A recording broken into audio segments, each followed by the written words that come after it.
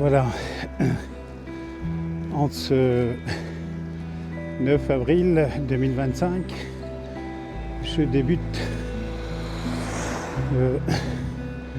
cette boucle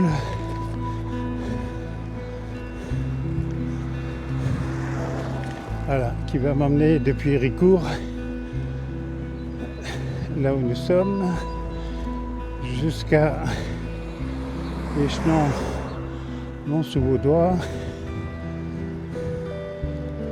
Chalon-Villars, et sortie de Chalon-Villars, je vais prendre la coulée verte.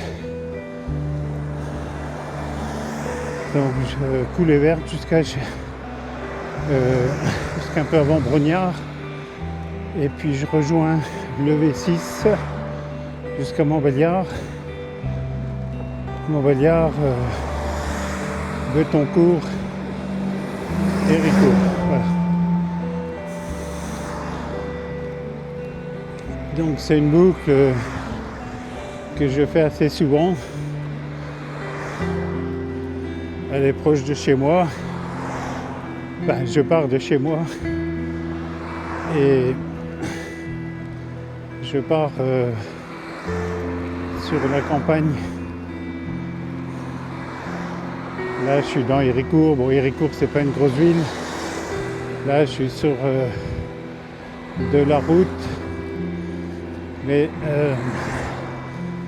dès que j'aurai fini la ligne droite, là devant moi, je vais attraper une piste cyclable qui va me permettre de sortir de la ville. Bon, il n'y a pas long, mais la route là-bas a été refaite il y a 4 ans. Et il y a une belle piste cyclable au bord. Donc, c'est agréable. Donc, il n'y a pas de problème après pour circuler là-bas. Et puis les 3 quarts de cette boucle vont être sur de la piste cyclable. Donc voilà, c'est d'Héricourt. Voilà, je fais attention. Hop. Je sors de la piste cyclable, j'avais indiqué. Hop.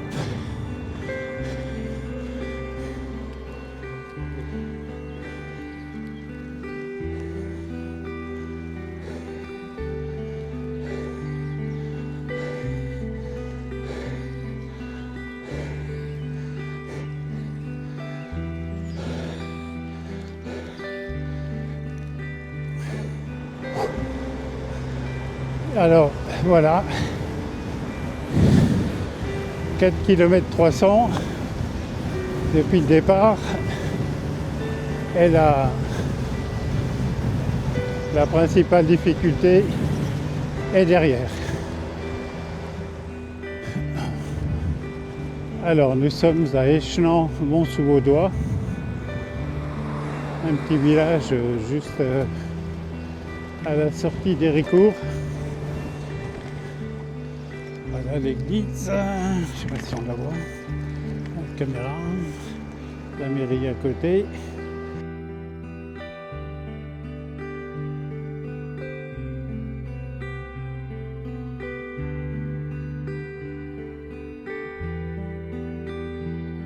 Je disais là-bas au fond, la chaîne des Vosges, et on aperçoit droit devant, juste là, au-dessus de ma main, c'était le ballon d'Alsace.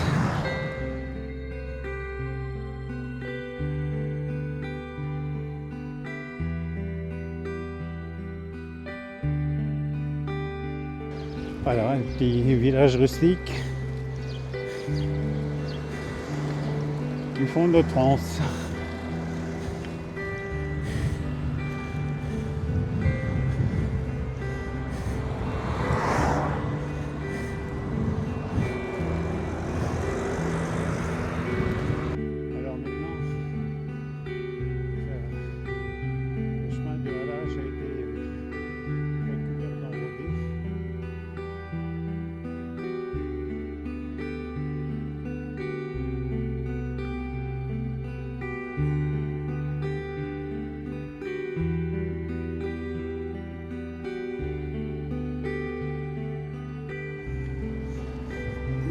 bonjour.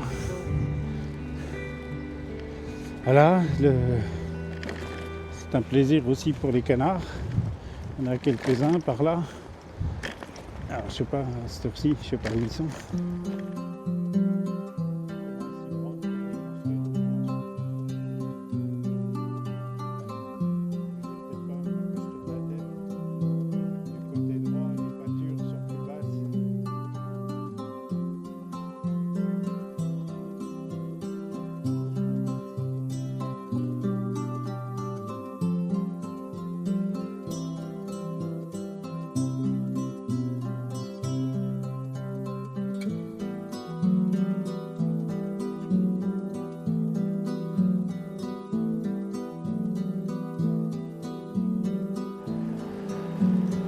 Alors, je continue ma traversée de dessert. Donc, vous voyez ici, je ne sais pas si vous voyez là, là en bas, le même canal que tout à l'heure, mais là, il y a quoi? Il n'y a même pas 50 cm d'eau. Donc, voilà ce que je disais. Vous voyez ici, là, sur ma gauche, là, le canal, à cet endroit-ci, il n'y a pas beaucoup d'eau. Donc il faut qu'on marque un petit arrêt.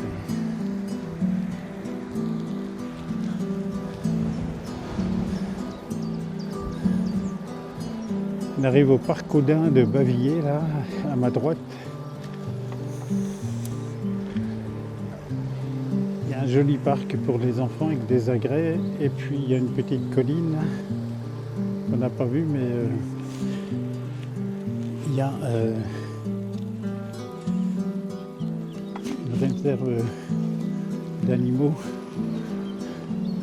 Donc il y a des daims là sur cette petite butte. Voilà, donc encore un passage bien agréable. Les arbres sont en train de retrouver leur feuillage.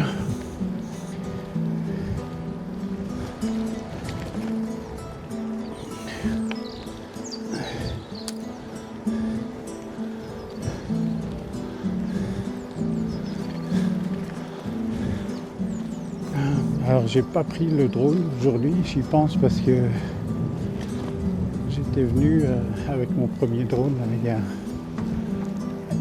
il y a une bonne dizaine d'années peut-être, faire un plan là. J'avais remonté ce canal là, sur je sais pas 500-600 mètres. Voilà, à droite la Douce, un peu plus large, hein. Un beau petit canard en train de faire sa toilette. Je sais pas si vous voyez là-bas au fond, il y a le canal qui passe en dessous l'autoroute. Je vais prendre le petit chemin là. Il y a 300-400 mètres à faire.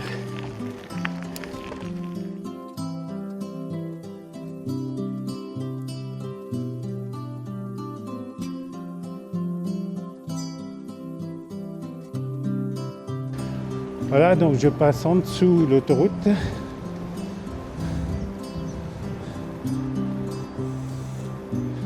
Et le canal se trouve maintenant de l'autre côté de l'autoroute. Voilà, on va reprendre ici.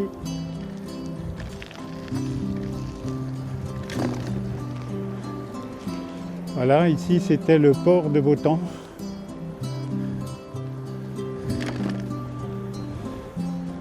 Alors une zone de retournement, j'appelle ça comme ça, mais j'imagine que ces espaces ont dû être aménagés pour que les péniches puissent faire demi-tour. Alors là, regardez les beaux signes dans le canal. Alors, des signes, il y en a plein longs, donc ils se baladent forcément. Bonjour. Ils se baladent. On en voit des fois depuis la zone de retournement là-bas. puis jusqu'à Montbéliard. Il y a des moments où ils sont regroupés, j'en ai déjà vu peut-être une fois une vingtaine ensemble.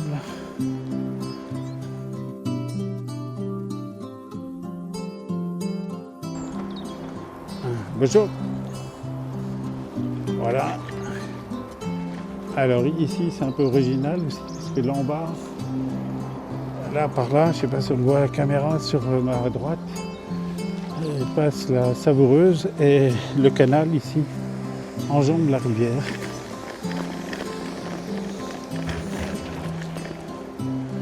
Voilà, donc on a passé ce petit pont, donc là-bas au fond, je ne sais pas si on va voir l'hôpital, là c'est un peu loin, mais enfin voilà, on est à la hauteur de l'hôpital de Sévenant et il y a une zone commerciale là, qui s'est développée là-bas aussi, la zone de la jonction. Donc l'hôpital est à l'extrémité une des extrémités du territoire de Belfort, qui est en l'occurrence le plus petit territoire de France. Alors juste devant nous, ce grand pont au-dessus de nos têtes, c'est le pont du TGV, la ligne de TGV qui a la prochaine gare là à côté de l'hôpital. Donc ça fait un nœud, une jonction entre la ligne de TGV qui sur ma droite part une direction Lyon, le sud, et puis de l'autre côté part aussi sur l'Alsace. L'autoroute qui est là. Donc c'est un carrefour. On passe pas là avec la coulée verte, on passe pas là-bas. Mais il y a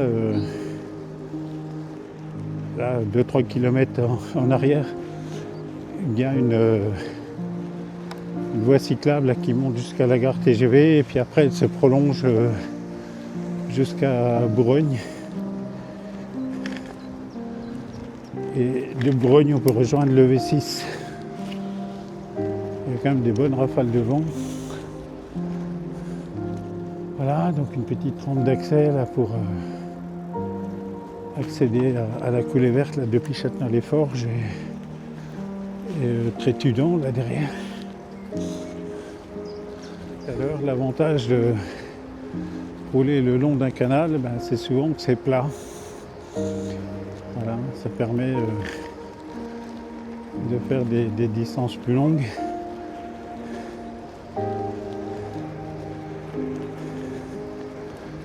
Alors ça a son charme. Maintenant, quand on roule sur la route, si on arrive à trouver des parcours avec pas trop de voitures, on va aussi traverser des fois des beaux villages, on va voir aussi de très beaux paysages. On sera amené à monter des côtes, mais chaque fois que je suis dans une côte, je me dis de l'autre côté ça va descendre.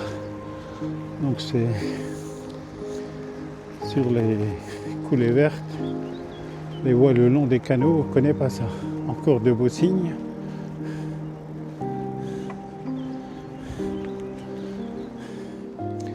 Voilà, donc je filme avec une caméra que je porte là avec un plastron sur ma poitrine. Il s'agit de l'Insta360 Ice Pro 2 qui est une très bonne caméra. Fait de très belles images. Il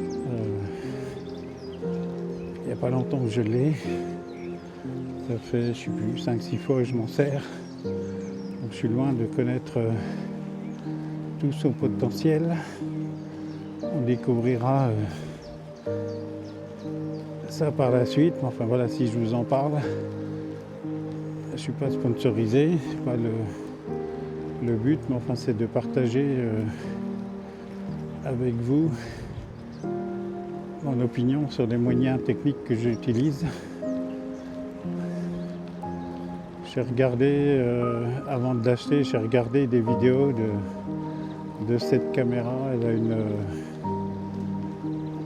possibilité incroyable pour les séquences tournées de nuit, le soir. Si vous avez l'occasion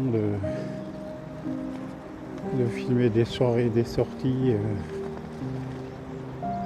la nuit en basse lumière, les tests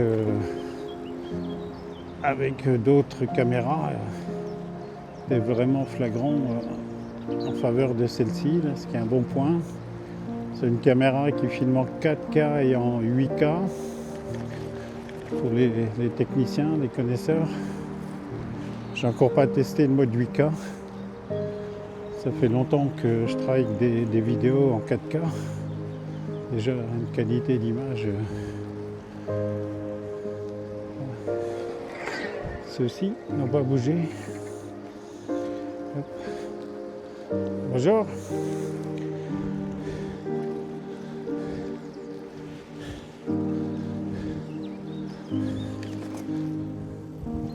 Voilà. Ça crée presque un lac. Donc je vais continuer là. On va allonger le canal là, qui part sur Montbéliard. Et là-bas au fond, ce qu'on voyait tout à l'heure, à droite devant moi, c'est le canal qui part en direction de l'Alsace. Alors vous voyez là, qu'ici on peut rouler des deux côtés. Quand on vient depuis l'Alsace, on est sur le côté gauche de ce passage. Moi je suis à droite et il faut passer le pont là pour venir ici. Et voilà, là nous sommes bien maintenant sur l'Eurovélo 6.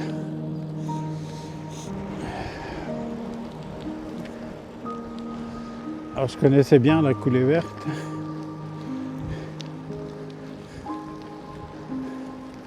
Mais l'Eurovélo 6 je connaissais moins, voilà, je ne savais pas trop par où la prendre à Montbéliard. Maintenant ça y est, je l'ai pratiqué plusieurs fois, c'est bon, j'ai ça en tête. C'est du plat. Donc, comme on dit, on peut enquiller les kilomètres plus facilement. Alors on va passer sur le pont à droite pour changer de berge.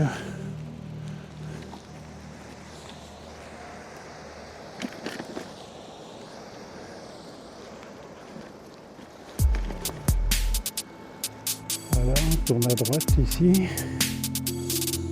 Virage un peu serré.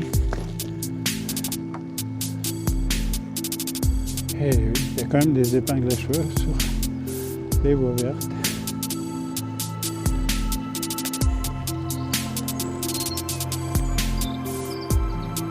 Voilà.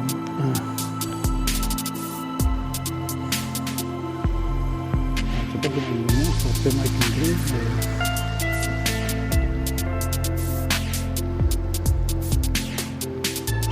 Est-ce qu'il monte ou descend d'un bateau seul, ou alors est-ce qu'il faut venir à la grue pour faire de la manœuvre sur plusieurs bateaux, je ne sais pas. Alors on arrive, on a dû passer le tube. On va se rapprocher de Sochaux et après Montbéliard. Une grosse centrale électrique.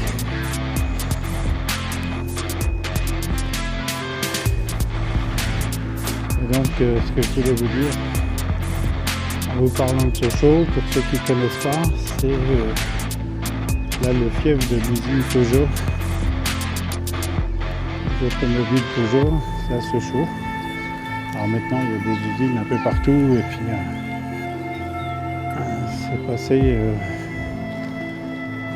l'usine fait partie du groupe Stellantis. Mais voilà.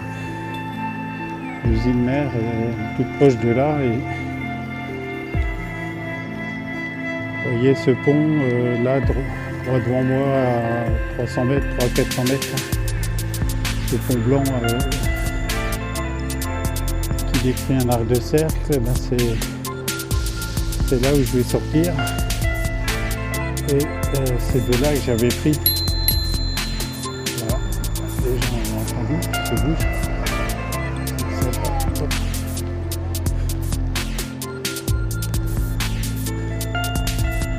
Donc voilà, alors quand on part direction Besançon, ben, il faut passer de là-bas de l'autre côté droit, sur la rive droite.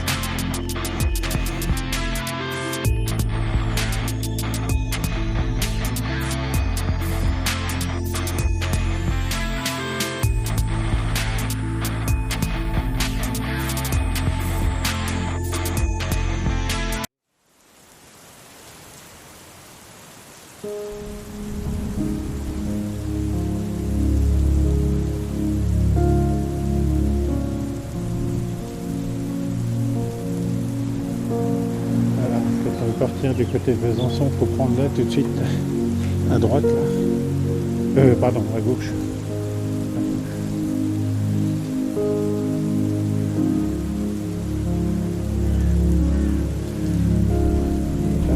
Merci.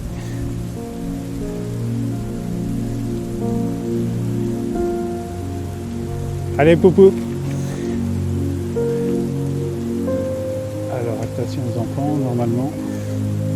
On va rester derrière, donc on ne sait jamais. Je suis là, au pied du château, il est devant moi, là, ce grand rempart, là, c'est des remparts du château. Du coup, d'ici on ne voit pas beaucoup. Là, alors on voit des bâtiments. On voit une des tours du château. Donc, là, si vous avez l'occasion, venez visiter Montbéliard et son château. C'est une belle sortie. Vous avez vu, on sort de l'Eurovélo 6 au niveau du parc du Pré-la-Rose. Alors, on traverse Montbéliard, c'est pas très long. Il faut faire un peu plus attention.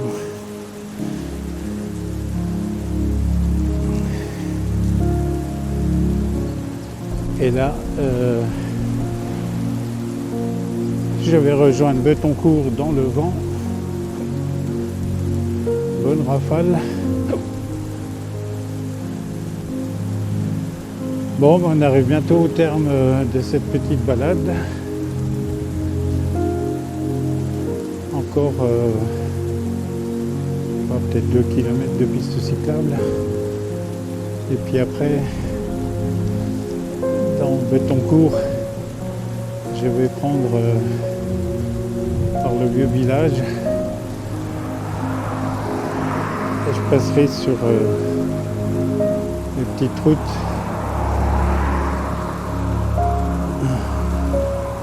qui passent par derrière.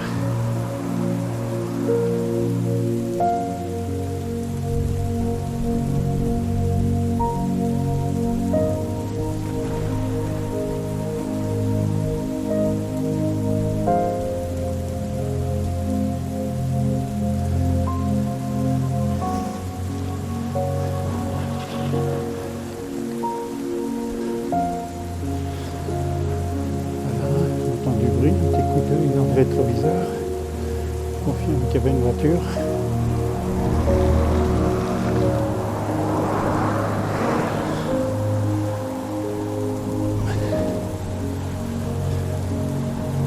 Ah, vous l'aurez sans doute remarqué, pour les gens d'un certain âge comme moi, je pense que c'est plus flagrant.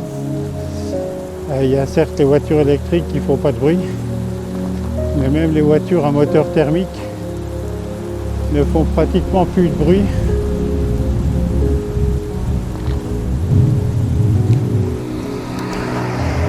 Et qu'on soit à pied ou en vélo, mais il est arrivé plusieurs fois d'être rattrapé par un véhicule que je n'avais pas entendu. D'où l'importance de ce petit rétroviseur que j'ai installé là sur mon vélo. Bon, bien, j'arrive sur les derniers kilomètres de mon parcours. J'en suis à 43 km 5. Voilà.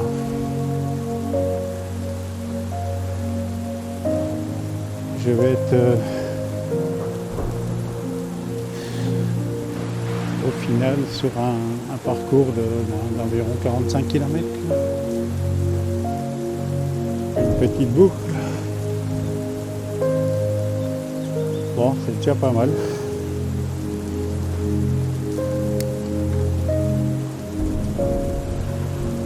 Voilà, donc 45 km en vélo assistance électrique. Une côte moyenne là au départ, à la sortie de la ville d'Héricourt. Là je suis à l'entrée d'Héricourt de l'autre côté. J'ai fait une grande boucle de 45 km.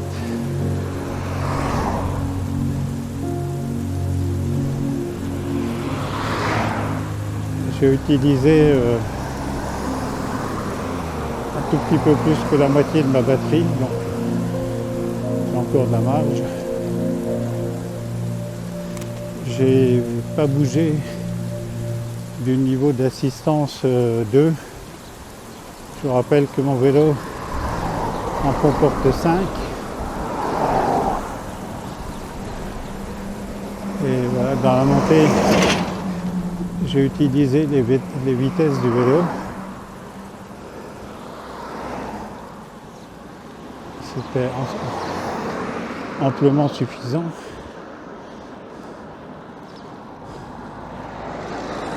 Et puis après, le long du parcours, ça monte un peu, je monte une vitesse ou deux. Je me répète, je me fie à mes jambes. Voilà. Ok, ben je vous laisse là-dessus. À une prochaine. J'espère que la balade vous aura plu.